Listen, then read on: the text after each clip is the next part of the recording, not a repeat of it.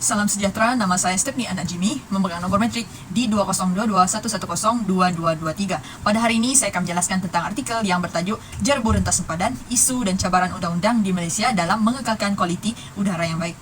Artikel ini mengetengahkan perihal jerbu rentas sempadan di Malaysia yang berpunca daripada pembakaran hutan di Indonesia. Beberapa aspek dinilai dalam artikel ini termasuklah faktor dan impak jerbu kepada Malaysia, isu dan cabaran pencemaran rentas sempadan serta peruntukan undang-undang Malaysia yang berkait rapat dengan masalah jerbu rentas sempadan dalam usaha mengekalkan kualiti udara pada paras yang baik. Pencemaran jerbu rentas sempadan adalah salah satu bentuk pencemaran yang boleh ditakrifkan sebagai pencemaran yang berasal dari satu negara tetapi dapat menyebabkan kerosakan kepada persekitaran negara lain apabila ejen pencemar diangkut melalui udara merentasi sempadan negara sehingga beratus-ratus dan beribu-ribu kilometer dari sumber asalnya. Terdapat beberapa impak yang dari jerbu rentas sempadan ini, iaitu yang pertama boleh dikategorikan daripada beberapa aspek, iaitu seperti dari segi kesihatan, kesan buruk terhadap alam sekitar dan ekonomi. Dalam mengambil kira kerugian dari segi kesihatan, ekonomi dan alam sekitar, kerugian terbesar adalah berupa kehilangan reputasi dan nama baik dalam kalangan negara jiran kerana tidak berupaya untuk mengatasi masalah pembakaran hutan hingga menjejaskan negara lain. Dari segi kesihatan, zarah jerbu yang kebanyakannya terdiri daripada zarah yang sangat halus dengan ukuran lebih kurang daripada 10 mikron dapat menembusi paru-paru dan juga jantung dengan mudah dan berisiko menyebabkan stroke, kanser paru-paru dan juga sakit jantung pernafasan kronik. Menurut kajian, 25% dan juga 43% daripada kes kematian penyakit jantung dan paru-paru masing-masing disebabkan oleh pencemaran udara, di mana pencemaran udara telah menyebabkan kira-kira 2.4 juta dan 1.8 juta kematian akibat penyakit jantung dan juga paru-paru setiap tahun. Selain itu, impak pencemaran jerbu ini juga menyebabkan menjejaskan kestabilan ekonomi Malaysia apabila jerbu melitupi ruang angkasa negara. Berbagai bentuk kerugian ekonomi terpaksa ditanggung oleh Malaysia dan ini termasuklah daripada kadar penurunan produktiviti negara secara keseluruhannya sama ada dalam sektor pertanian, pembuatan, pembinaan, industri akibat pekerja tidak sihat, penurunan keuntungan sektor pelancongan akibat kelewatan dan pembatalan penerbangan. Sekolah juga terpaksa ditutup dan menyebabkan ibu bapa bekerja untuk mengambil cuti, kos pengurangan kebakaran, pembenindahan awan dan pembelanjaan untuk penjagaan kesihatan dan topeng muka serta kehilangan masa bagi rawatan perubatan.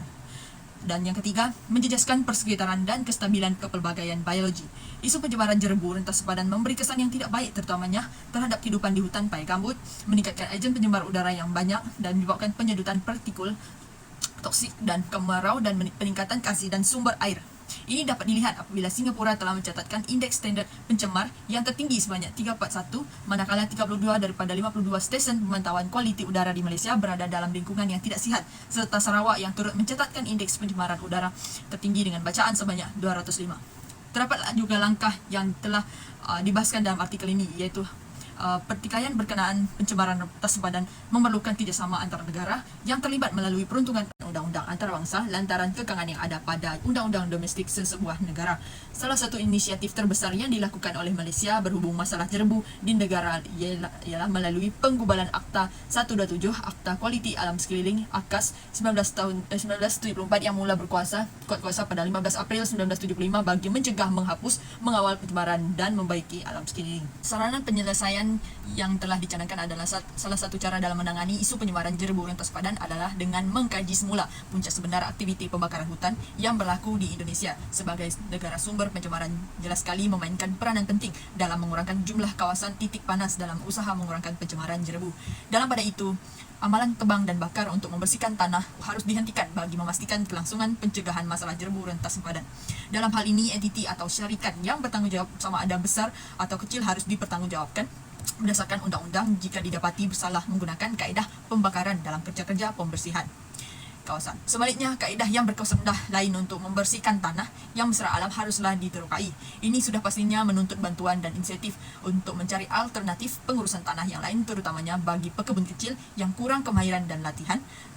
Dan kesimpulan dari artikel yang saya pilih ini, secara umumnya pencemaran rentas sempadan merupakan suatu isu yang agak kompleks dan mencabar untuk diselesaikan lantaran beberapa perkara yang tidak dapat dinafikan bahawasanya kadar populasi dan produktiviti di peringkat global berhubung kait dengan peningkatan kadar pencemaran rentas sempadan. Dalam konteks Indonesia-Malaysia adalah rumit untuk menentukan siapakah yang harus dipertanggungjawabkan ke atas aktiviti pembakaran hutan secara besar-besaran sehingga mengakibatkan jerbu rentas sempadan.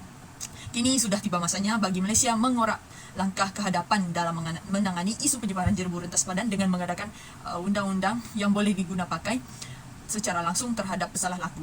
Dengan itu, kerajaan Malaysia tidak lagi perlu bertolak ansur dengan entiti yang menyalahi undang-undang selain memberi tekanan ekonomi sekaligus menghentikan operasi syarikat-syarikat yang melanggar peraturan. Selain daripada itu, adalah menjadi keperluan untuk membuat penambahbaikan terhadap peruntukan undang-undang alam sekitar yang sedia ada. Itu saja poin bahasan tentang artikel yang telah saya pilih dan semoga bermanfaat.